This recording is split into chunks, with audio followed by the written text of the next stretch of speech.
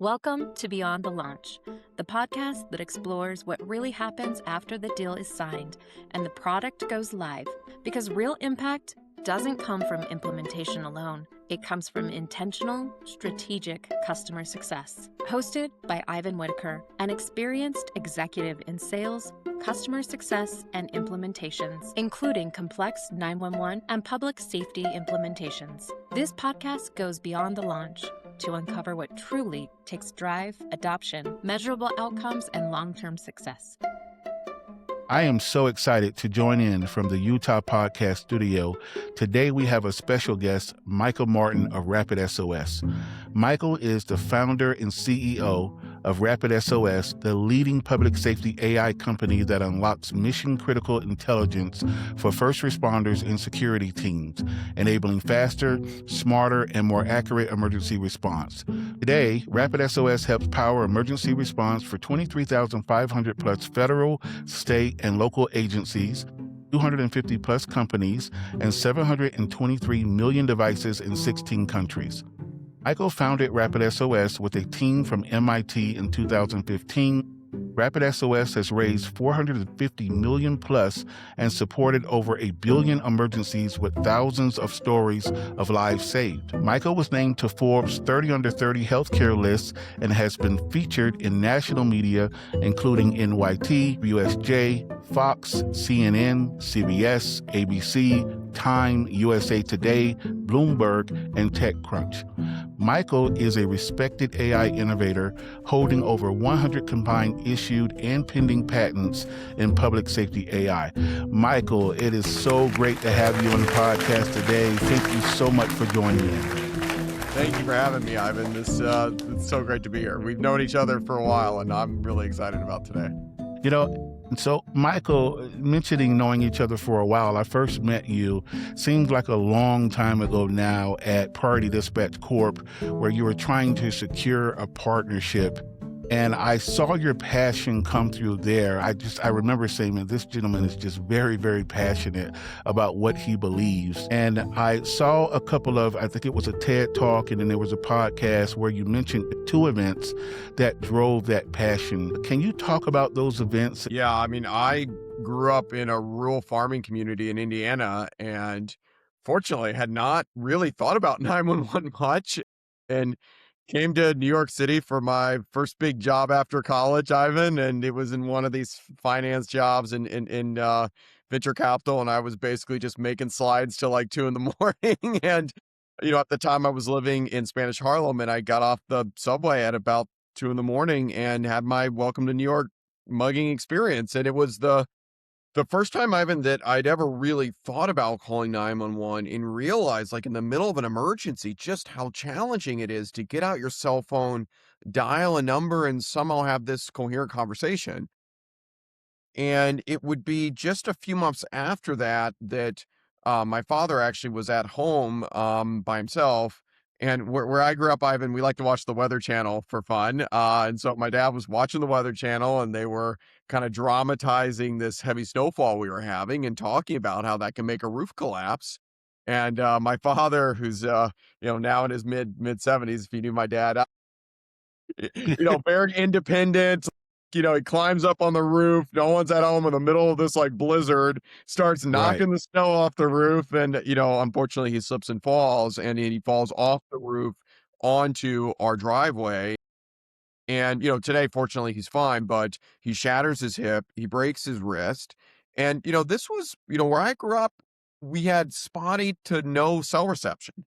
And this was back before you could make a wireless 911 call over Wi-Fi. We had primitive Wi-Fi, but you still couldn't call 911 over Wi-Fi. So really wasn't until my mom came home that she was able to ultimately call 911 from our landline phone, and the ambulance was able to come and help. So those 2 incidents occur within a few months of each other. And, it really got me thinking about all the extraordinary work that public safety does every single day, and yet how limited the technology was that was supporting them. We would always talk about how the tower bounce would put you within 60 meters of the location of an individual, and now your solutions would put you right on top of the person. So great job with the solutions that you've introduced into the 911 space.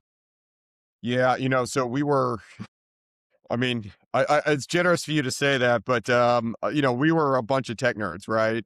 We knew nothing about public safety, and, obviously, like, at this time, this was kind of in the 2013 to 2015 time window, smartphones were coming out everywhere. We were all starting to use services like Uber or, the Domino's delivery app and stuff like that, right? These technologies that were able to pinpoint your location immediately and drive actions off of that. But it was a long journey to understand how do we think about technology in the mission critical life and death context of 911. And that really was, I mean, a humbling journey of 911 partnering and teaching us nerds how to do this the right way.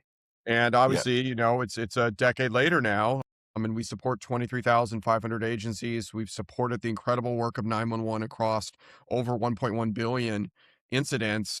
And every single day, I'm just learning again and again. I mean, in fact, we're speaking on a weekend here, but I had a conversation this morning with a public safety professional, and I already got like 6 new pages of notes of ways we need to be thinking about, better harnessing AI in this mission critical context. So it's just been an incredible journey of partnership with public safety. Going into the theme of our questions here, I'm going to start off with, and you've just mentioned that you supported over a billion emergencies thus far. Can you share one moment that still sticks with you and reminds you of why this work matters? Oh man.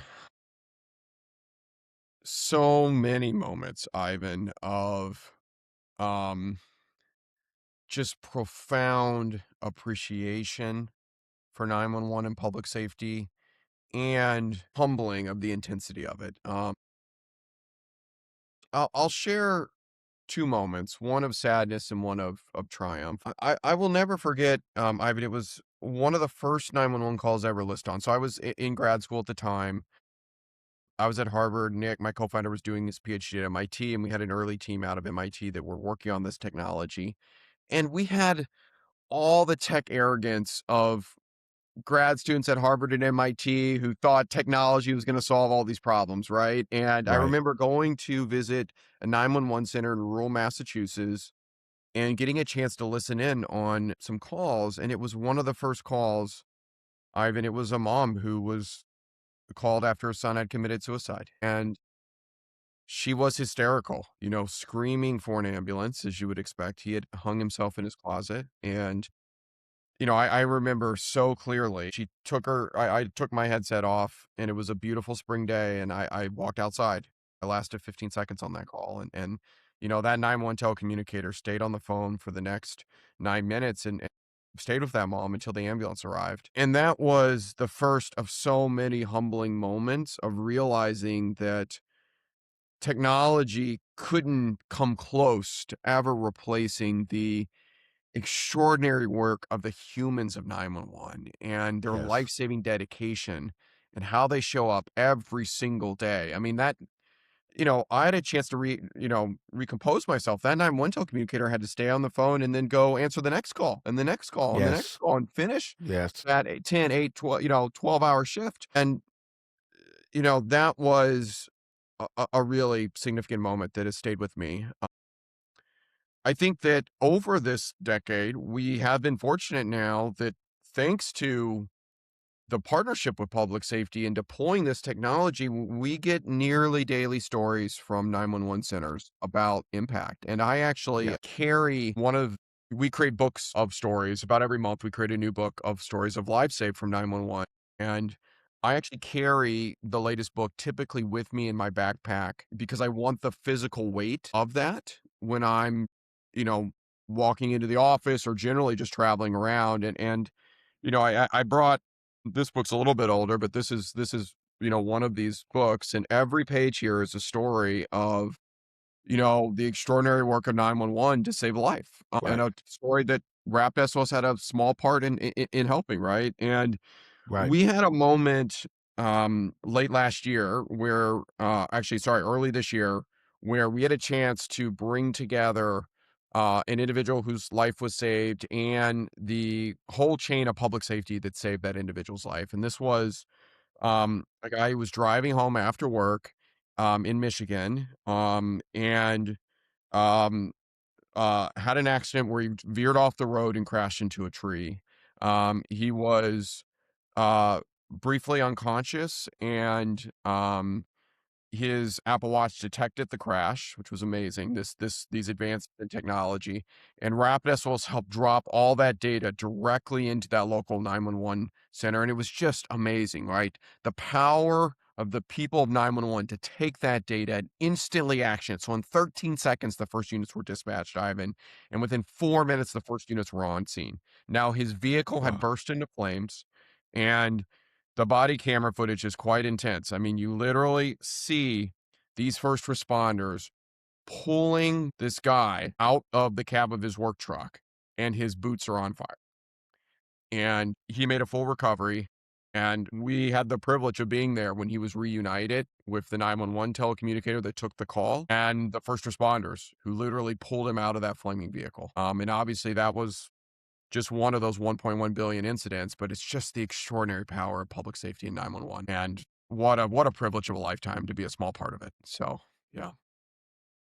Michael, everything that you're saying is fitting, being that this upcoming week is National Public Safety Telecommunicators Week. And so you just revisited in a couple of your stories why this week is so important and we know that every week is important to acknowledge public safety telecommunicators, but we've dedicated this week, and you've always done a great job with that. Your company as well in showcasing public safety professionals. So we're going to shift a little bit and talk a little bit about customer success. When we say customer success in 911, what should that actually mean, and how should agencies measure it beyond speed-based metrics? Yeah. I even feel like, so obviously customer success is a terminology we use often in the professional world, right? As we think about, kind of the satisfaction of the products and services that we provide. To be honest, though, it feels almost unworthy of a term to the life and death work of public safety. So I almost like I accept like the premise of the question, but I probably reject the terminology, if you will, Ivan. But I think of like, I mean, obviously foundationally, right? The work of 911 is measured in the weight of these books, right? It is in the weight of all the people in the United States, right? In our communities, right? It is, the 240 million Americans, roughly 3 out of 4, that call 911 on a given year, and the extraordinary work that 911 and first responders do to save their lives. And obviously, we know, in the public safety world, that there's a series of actions, decisions, um, that need to occur seamlessly for that life-saving chain to work, to pull that driver out of his burning truck, right, in Michigan. And so certainly time is one of those components, right? Protocol is one of those components. Communications is one of those components. But as I think about kind of what does it mean to kind of uphold the mission of public safety. So if I were to take kind of the premise of the question, which was kind of customer success, but I really elevate it here because it is so much more than that. It's really a mission and a purpose of public safety.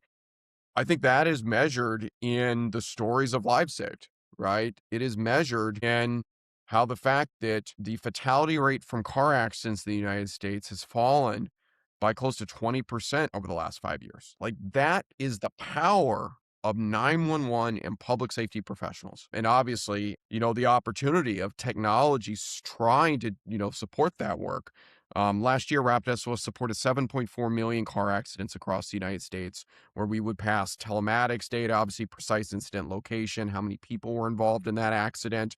And what we've seen is just the extraordinary ability of 911 now to take that information and immediately get help on the way. Now with Harmony, the AI platform that we've been working on in partnership with public safety, we can instantly dispatch an air ambulance as an example, right? We don't have to wait for Right. a unit to arrive on scene to assess the situation. This sort of stuff is having a real impact. And Right. I'm just really excited to kind of witness and observe all that work that public safety does every single day. Yeah, and what you're doing, Michael, and I agree with you 100%, is you're elevating customer success to outcomes. And what outcomes should we be measuring to make sure that what we're implementing, especially in the tech space, not just the tech space, but even, our processes and protocols, that we operationalize outcomes in a way that's tangible. And so I like where you're going. With that being said, you've seen thousands of deployments. What separates agencies that truly improve outcomes from those that just install technology? Yeah, it's a great question. And maybe I would break this down and think about it in terms of kind of in three components to that. So one is fully harnessing the capabilities. And so one of the most amazing things is over this past decade journey, public safety has worked with Rapid SOS to go out and engage with big tech, with big enterprises, with the schools in our communities, right? To say, hey, like you have critical information that can really help in an emergency, share that with us. And today, there are 5.3 billion connected devices that are integrated with Rapid SOS. 723 million are live. Um, in the 15 countries where we operate.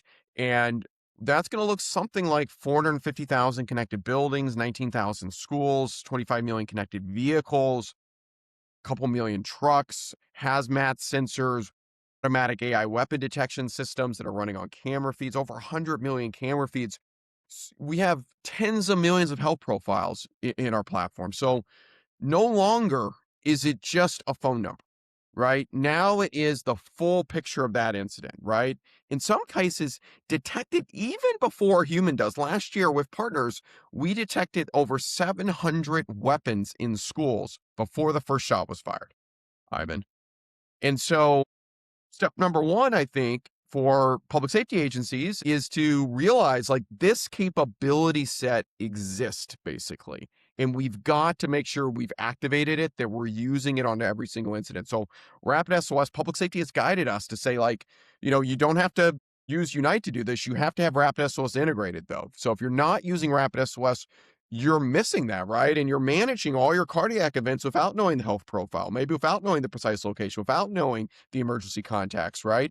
You're handling, God forbid, an active shooter event without having live camera feeds from inside that school, without knowing the location or the blueprints, right? So this data is life-saving, and we've seen it play out over a billion times now across the United States. And so step one is definitely you've got to think about kind of how are you using that. Step two is obviously operationalizing that data. And this is this really exciting moment right now. I think about AI, and I think we're going to talk a little more about that later, hopefully. But AI is, as we talked about, AI is never going to be able to replace the professionalism of public safety, the human sixth sense, the instinct that these public safety professionals bring. But it can be this valuable co-pilot. And what I mean by that is, Ivan, is like in the aviation sense of the term. So like, I landed at LaGuardia Airport recently, which is a shorter runway, and it's kind of a challenging approach. We did that last turn around the city field, and it was a foggy, rainy night. And the captain just nailed that landing. If you think about what's going on in the cockpit there, right? Like, that captain is locked in on nailing that landing, while the co-pilot's job is to read all the periphery sensors, right? We've all seen the picture of a cockpit, and there's a zillion things going on, like, hundreds or thousands of sensors and data inputs, et cetera, but maybe only 5 of them actually matter, right? So as an example, and in an active shooter event, like, no one has time to watch every single camera feed in a school.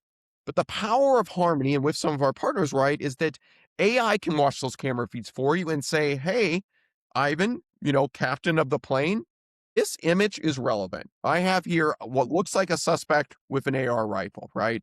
So, Right. so I think step one is making sure your teams have full access to that. Then step two is thinking about how we operationalize that data. AI is a powerful tool there, but it's also about obviously, training, implementation, embedding that across our standard operating procedures, our protocols.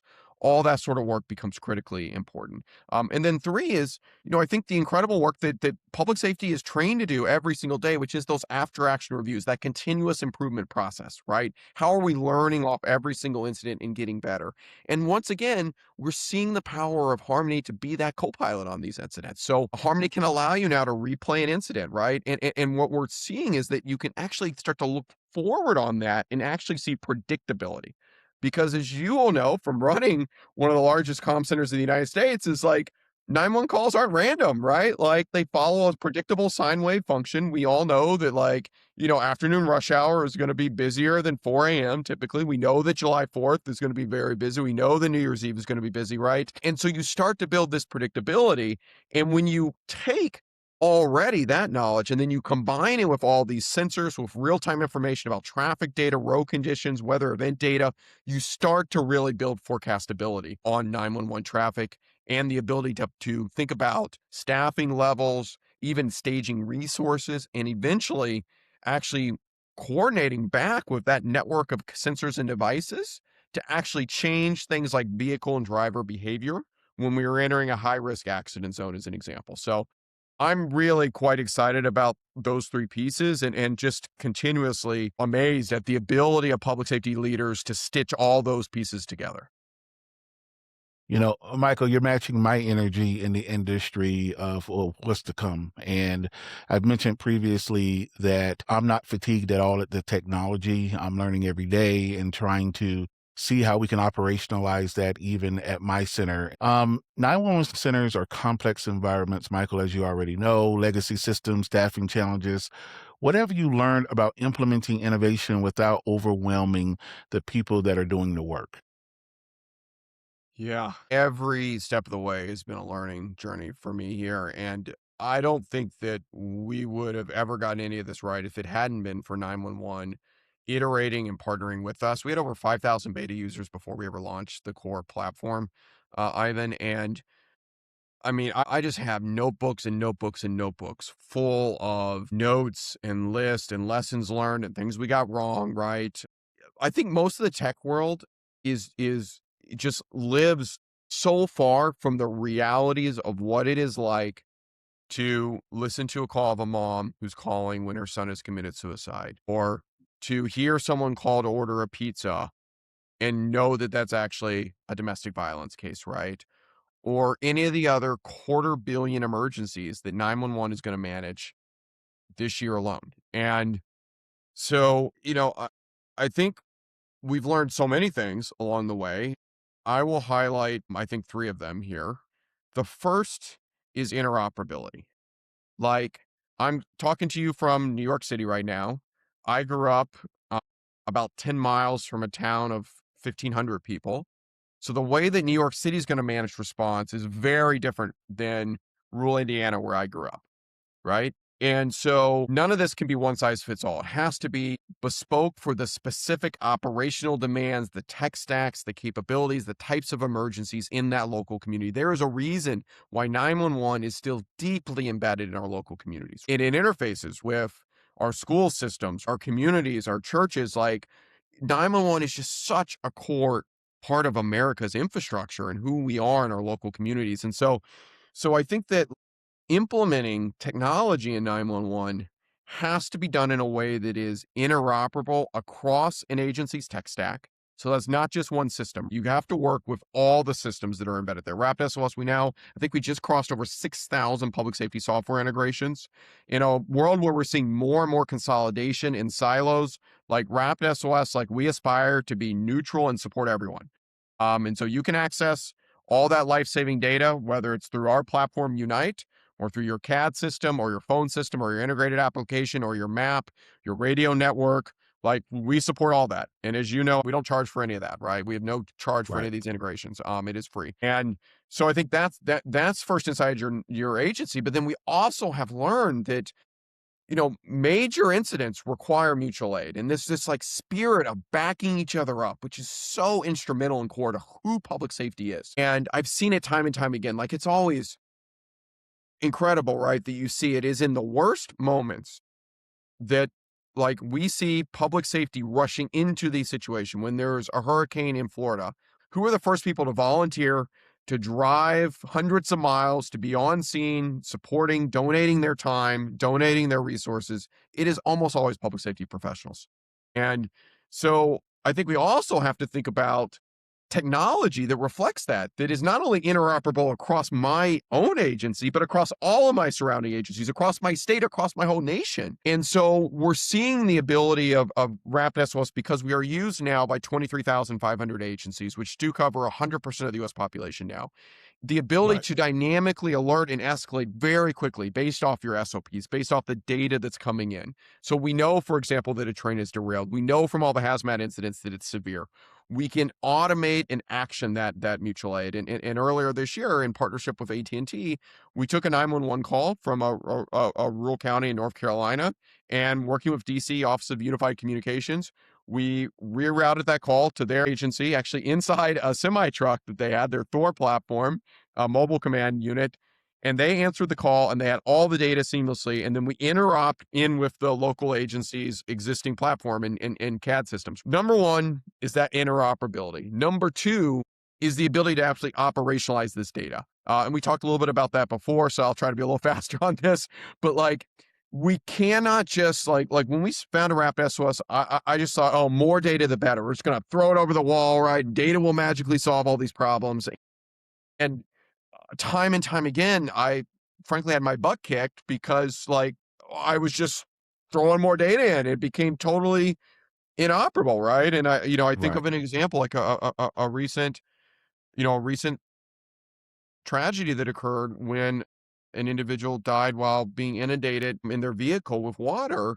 And like we get so much data from these vehicles when they're in a crash, Ivan. But like in this instance, like who cares what the VIN is of the vehicle, right? Like we need to know the location of that individual. And this was an EV, so the power had cut, the electronic door popper wasn't working, right? And then we have to provide that step-by-step directions of how do you escape that sinking vehicle as first responders are en route. And the color of the vehicle doesn't matter. The license plate doesn't matter, right? Like, and then we had another incident actually out near you where we had an individual that was abducted in a vehicle and they managed to use one of the apps that we support to contact emergency services. And that shared dynamically, obviously, location, but also the make, model, and color and license plate of the vehicle.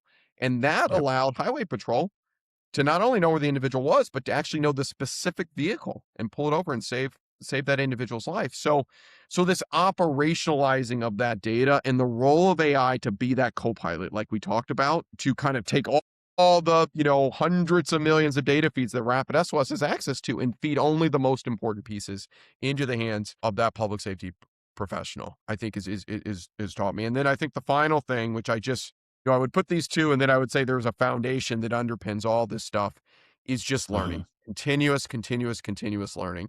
One of the favorite things that I have a chance to do is run innovation sessions with public safety professionals across the United States.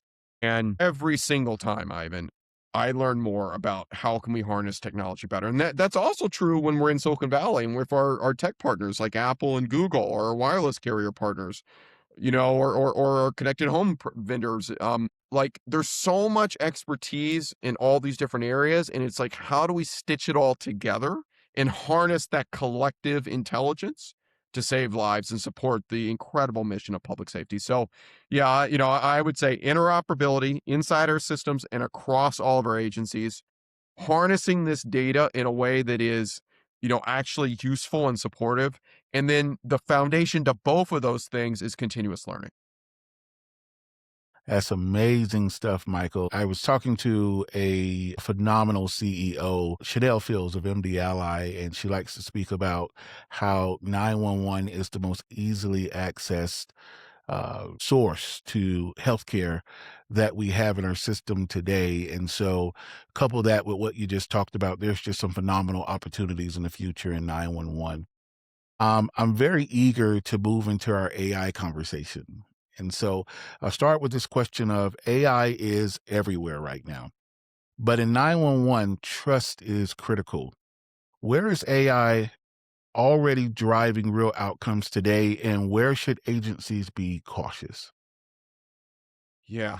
This reminds me a bit of some of the intense lessons learned in the early days of RapidSOS, that generic or consumer grade technology applied in mission critical life and death work of 911 can be very problematic. And thankfully, I think we are seeing that the public safety professionals and directors and police chiefs and fire chiefs are trying to be very thoughtful on this right now. So I think all of us are excited about the power of this technology. But like, I mean, this, like, if we think about AI, I'm trying to think of like an analogy here. It's like you take your high school valedictorians, the smartest pants person in your graduating class, right? And then could you imagine, then you just put that person, you sit them down on the floor and you give them no training and you just tell them start answering 911 calls. That would be a disaster, right? And so raw IQ score, like, sure, it's important. It definitely matters, right? But that is nowhere near all the requirements that are necessary in a mission critical life and death public safety context.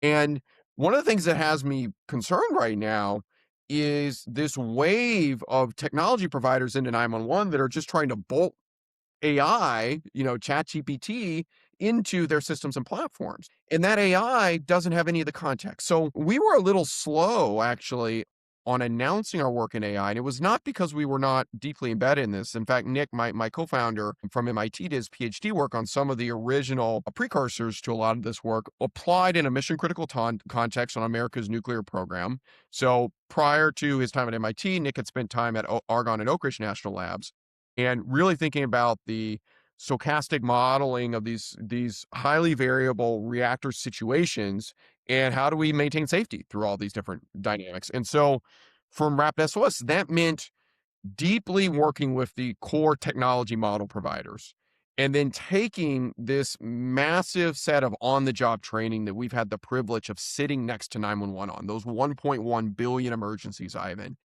and taking AI through this rigorous on-the-job training. And we are now over 3 years in on that journey. And as mentioned, so Harmony is the purpose-built AI platform for public safety that has been built by a combination of thousands of public safety agencies and RapidSOS's engineering team, and then our technology partners in Silicon Valley. And I'll just give a quick look under the hood of kind of how that works. And then I'd love to talk a little bit about how we're seeing it actually applied in the field today. One of the challenges with off-the-shelf kind of generative AI, so like the chat GPTs of the world that, and it can be, awesome that it can write me a sonnet about how to write a pizza, or, I'm currently, my wife is turning 40 and chat GPT is helping me plan out our, all the birthday festivities for that, right? It's awesome. Yeah, you're cheating, Michael. You're cheating. Yeah, like this is great. But the challenge, right, is it is inherently probabilistic is how these models work. So if you can imagine, right, making, like I come back to an example. We actually ran a bit of a tabletop exercise where we compared one of the large language models versus Harmony on a hazmat situation. And again, these large language models, they're super smart, right? So the Smarty Pants large language model, the valedictorian, got all the, got a bunch of stuff right, but they missed the critical on-the-job training that specific chemical that had been spilled, the normal firefighter turnout gear did not protect them from that situation. And like, that is the difference between generic smarts and public safety smarts, right? So RapidSOS, like, it comes from like this baseline intelligence that now has gone through these 1.1 billion incidents. And then we do our own in-house machine learning work, which is more deterministic AI. So rather than going through an iterative guessing process to try to figure out what might be the answer, it takes a much more deterministic approach, very similar to like what the approach, like say a doctor might do, right? So when you go in and you have some sort of symptom that is bothering you, a physician is going to start asking you a bunch of questions. And that's ultimately going to lead to, a differential diagnosis where hey, Ivan, there's maybe 15% chance it's A, 25% it's, it's B, and 60% it's C. And we're going to do these 3 tests to tell me exactly which of those 3 it is. In the background, what Harmony is doing, right? Like, for example, when we get an alarm signal coming in, we know that 95% of the time it's false, right? A home alarm. But Harmony also knows that 5% of the time it's real, right? So now we've got a test scenario. Okay, well, let's test it. How many sensors were triggered? Are there any 911 calls that are going on around that, right? Is there patterns in behavior that would indicate that every day at 3 o'clock is when the teenage kid comes home and they've triggered the alarm 12 other times like that, right? So there's this whole process of machine learning that also occurs under the hood on Harmony. So I really do want to differentiate kind of generic AI and frankly some concerns I have with that, and Harmony, which has a billion plus on the job trainings, all this expertise of 3 years of building with public safety, and not just trying to bolt on ChatGPT for this purpose-built mission critical environment, and then thinking beyond probabilistic to more deterministic AI use cases. And so I'll just wrap with how are we actually seeing that have an impact out in the real world? I'm going to answer that in three ways. The first is just increasing accessibility to 911. So this is the baseline stuff around facilitating new ways to communicate back and forth with 911. So RapidSOS supports 5 million lone or remote workers. Half the Fortune 10 use our services in there. So this is everything from Ubers, to various ride shares, to large national retail chains, massive delivery firms, etc. So in these situations, in fact, we power a Fortune 10 healthcare provider where they send doctors and nurses into homes of at-risk individuals to care for them. So think Medicaid, Medicare population, folks that are very sick sometimes. And occasionally things happen in those homes, right? Safety incidents or heart attacks or, things like that. And that individual may not be able to have a conversation. So now Harmony is able to detect those incidents, take triggers off the device, package up other information we know about, the occupants in that home, their location, the history, potentially camera feed off the device, and drop that directly into 911. Or as we approach into the World Cup here, we're doing, real-time language translation with Harmony. And I'll again contrast Harmony with kind of generic AI. So generic AI, right? Here's someone saying, "Hey, I'm at, this particular street, and let's say it's it's a Spanish name, right? Maybe in Las Vegas or Los Angeles."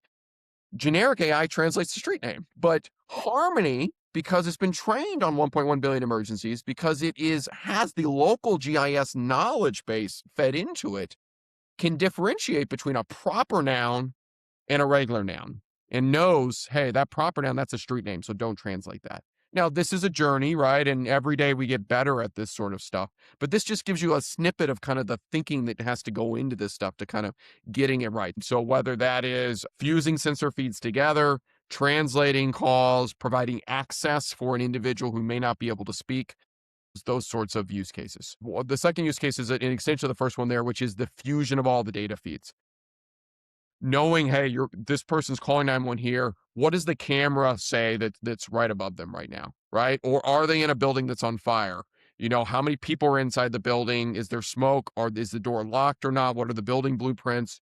So Harmony is giving that kind of nice, concise picture from all the hundreds of millions of connected devices that are through this. And then finally, this feedback loop on how are we operationalizing this data and improving together, that team between the co-pilot and the captain.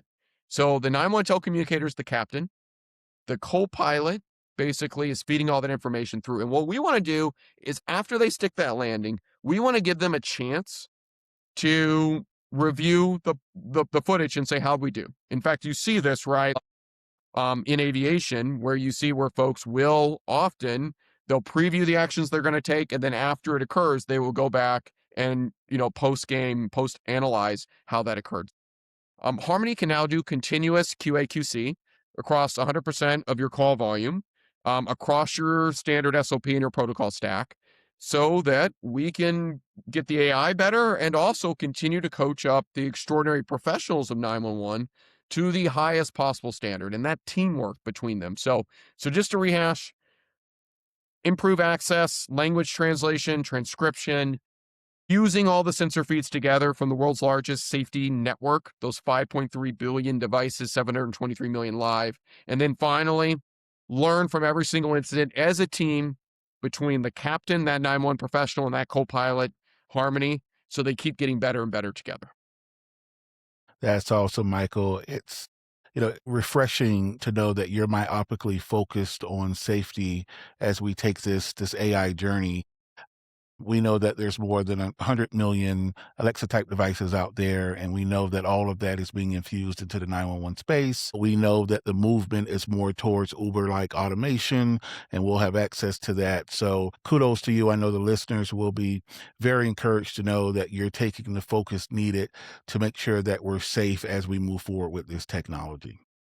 With events like the World Cup putting pressure on local systems, what should 911 leaders be thinking about to prepare for surge demand and complexity? Yeah. So as we talked about, 911 traffic typically looks like a sine wave function, right? So this kind of consistent recurring pattern. And so a 911 agency that's fully staffed will have just above that sine wave function, right? So peak afternoon rush hour, if you're going to expect, say, 100 calls an hour, you're going to be staffed to handle 110 an hour, perhaps, right? And then in that trough in the middle of the night, right, maybe you would expect 20 calls an hour, and there maybe you're staffed at 40 or 50 calls an hour, right? And the challenge that we face with that model is obviously if you have some sort of mass event, traffic spikes very quickly. And Rapid SOS, we see this unfortunately all the time. And I'm just thinking back to a number of different examples. Like there was a U-Haul truck that drove into a crowd in Los Angeles earlier this year. That region saw 1,050% spike in 911 traffic around that incident. Here in New York City, we had the 345 Park active shooter event, about a 300% spike in 911 traffic. So you see these incidents, right, where that occurs. And so I think that there's a few things we can think about on this, probably three or four, Ivan. And we did just wrap from supporting the Super Bowl and a number of the agencies around that. We also supported the NFL and their command center, and so kind of one interoperable layer between that. So that's where I'm going to start is just the interoperability. The whole state of North Carolina just adopted Harmony after all the lessons they learned from Hurricane Helene to have seamless interoperability across the whole state. So they already had a leading EZNet with AT&T where they could move calls around, but the data didn't always follow the incident, right? So now what happens, right, in those peak events is you can obviously overflow those calls to a neighboring agency, but that agency now can get all the data with the call and let's say, Ivan, you and I are neighboring agencies and you're taking the call for me in this peak incident. I can actually watch in real time you having the conversation. Harmony will keyword identify if it's like something that I really need to get units rolling on. Active shooter event, cardiac event, right? Bomb threat, whatever that might be. It will key flag those. And because we're interoperable across CAD, we can drop that incident directly into, like, even though you're talking to the caller, it will drop and populate inside my CAD. So the whole state of North Carolina is going on that technology. We obviously have hundreds of other agencies that are using that real-time interoperability capability of Harmony today. Obviously, another thing that we think a lot about in these things is the call process time. And as we think about the Mhm. World Cup, a real challenge on call process time is the influx of non-native English speakers. So it's estimated that there will be between 2 and 10 million foreign nationals visiting the United States for the World Cup. And many of these folks will be non-native English speakers.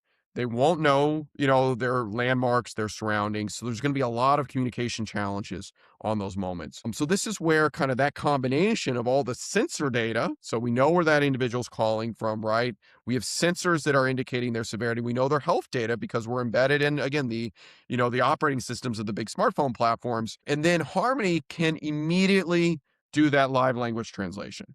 Now, once again, we're seeing that AI language translation and even Harmony with the billion on the job training is gonna not always replace the capabilities of a human translator, but you can start it instantly, right? And you can get the gist and you can get units rolling. So I think that's going to be a second big asset on this. And then third is, in those most severe situations, like while AI is never going to have the capabilities of replacing a 911 professional, if the options are sitting on hold or having an AI try to help that caller, I think we can still think about the role of Harmony to do that step three. So already hundreds of agencies are using Harmony to answer their non-emergency lines. So we're managing, hundreds of alarm calls a day, noise complaints, various requests like that. But you can start to apply Harmony even on those core mission critical 911 workflows if it's a surge and that individual was otherwise going to be sitting on hold. And part of the thing that gives us some confidence there is obviously the fact that Harmony's had over 1 billion incidents of on-the-job training, but also because 911 has brought into its or Rapid SOS has brought into its ecosystem now the largest private 911 center in North America, a group called Northern 911. And that is a large team of APCO certified 911 telecommunicators. They provide actually primary 911 call taking services for around 250 municipalities in Canada.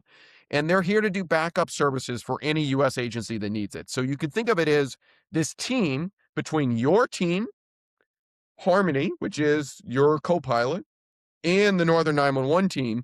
And all three have the same set of data. They all have interoperability into your CAD. They all have your same protocol stack, right? So we can provide that standard of care that our communities deserve. Now, it will not be as good as your team directly answering it, but it is certainly going to be better than sitting on hold. So just to rehash here, that universal interoperability. 92% of US 911 agencies use RapidSOS Unite today. 100% have access to RapidSOS data. Like, make sure you've activated this capability so that you can seamlessly move data around with your neighbors. 2 is, let's really, think about the language translation, the transcription, all those automated capabilities with all these non-native English speakers coming in. And then 3 is in that, God forbid, that major spike situation, we can harness the combination of AI plus a whole different 911 team certified by APCO to partner up and support your team on the ground. Wonderful. And you mentioned Northern 911. I'll throw up their information. That is just a phenomenal resource. I know it's a big gap in the 911 space today that they're resolving. If Rapid SOS fully succeeds, Michael, how will the experience of calling 911 and responding to emergencies feel fundamentally different in the future? Yeah, we don't talk about it a lot yet because as you're getting a feel, we prefer to really do the deep work with public safety to make sure we can deliver before we talk about it. But we're on a mission to prevent 1 million emergencies before they occur by 2030. And we are already seeing the ability of Harmony with all these sensor feeds to understand emergencies in a really interesting way. So I'll give just a example of this. Car accidents. So car accidents, leading cause of death of people our age, about 40,000 fatalities still, and a year in the United States. You know, predicting a car accident, it's not that complicated, in fact, right? In fact, between us here, we could name the variables, right? So road conditions, weather data, event data, traffic flow patterns. And I'm reminded of, for example, the study that the Pennsylvania Department of Transportation did on the most dangerous intersection in the state of Pennsylvania. And in the 2-year period that they looked at this intersection, there were over 107 fatalities or serious injuries at that intersection. So what did the Department of Transportation do? Well, they went on a major capital improvement to basically redesign the intersection. And obviously, that is life-saving work. But if we take it a step back, right, and we actually looked across the state at the density of emergencies on every single stretch of highway in the state of Pennsylvania, we will quickly identify other dangerous intersections. And then we also will identify that risk is not equally distributed, right? It's probably not like the Sunday morning, 8 a.m., time where people are dying at that intersection, right? When there's not much traffic, no one's in a real hurry, right? Like on a beautiful sunny day. It is, maybe it's rush hour. Maybe it's after, July 4th when people have been drinking, right? Like there's other factors, right? So there's weather that's a factor.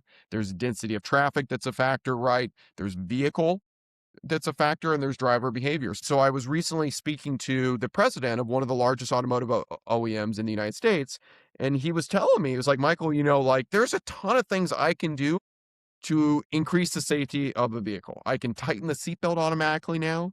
He was telling me I can lightly have my pads touch my rotors, which would decrease my stopping distance. I can even go so far with my most advanced vehicles of taking over the car and pulling it over and putting the flashers on. But he's like, Michael, if every time we detected that a driver was looking down on their phone and texting while they were driving, we put the flashers on and pulled the car over, no one's ever going to buy my cars. But he's like, if you Right. could tell me that over the next quarter mile, because it's raining heavily, because there's a blind curve, because there's traffic stopped right on the other side of that hill, that we're at a 98% higher risk of an accident, like I might actually do that, or I might start to apply the brakes a little bit, right? I might flash Right. something to get that driver's attention. So we have a variety of experiments in research and development going on right now looking at this. And again, this is all powered by the extraordinary partnership between public safety and Rapid SOS over the past decade. And that means now when we look back at those 1.1 billion emergencies, we know the risk density score for effectively every stretch of highway in America. So, we can tell you for a given latitude and longitude, for a given time of the day of the week, statistically, historically, what is the risk of an accident on that stretch of roadway? And I'll just give one last example of that. Like, I was driving too fast on the 280 in Silicon Valley late for a meeting, and it was raining, which is kind of unusual in that part of California. And rushed over this hill, and I was in the fast lane, and there was water had pooled and I hydroplaned, and I was very fortunate not to crash. And then I was there about 5 months later, driving again on that same stretch of road, and it was raining heavily. And there was a sign that was up from California Highway Patrol that said, flooding in the left lane, move over, right? So I moved over, right? So we see that like public safety agencies are already doing this, right? We all know these steps. The challenge is the feedback loop. It takes time, right? And that is the power of Harmony today, because it's doing this at scale, because it's done it a billion times, is it can start to deliver on that in real time. So I am really, really excited about the potential to take all the life-saving work of public safety and start to apply that to actually preventing emergencies. That is just going to be profound. Excellent stuff, Michael. And as we start to wrap up here, I have one final question. What's one decision a 911 leader should make in the next 12 months to materially improve outcomes? I think that this moment around AI and public safety is significant. I think it's critically important that we get it right. And getting it right means starting to engage around that topic. So, we've Rapid SOS, we have our Innovation Day coming up at the end of April here. So we'll be spending an hour talking about Harmony and how to think about it in a mission critical context and some of the lessons learned. So that's a great place to kind of start that journey. And then I really want to encourage though, like, this stuff only works if the public safety professionals and the nerds come together. Like, we need each other on this journey. And Rapid SOS, I think we have more nerds than, like, no joke, Ivan, I literally played chess in the corner of high school dances. Like, I am that awkward and that nerdy, I'm embarrassed to say. Probably many folks watching this used to beat up kids like me in high school. But the beauty is now we can all be on the same team. That's right.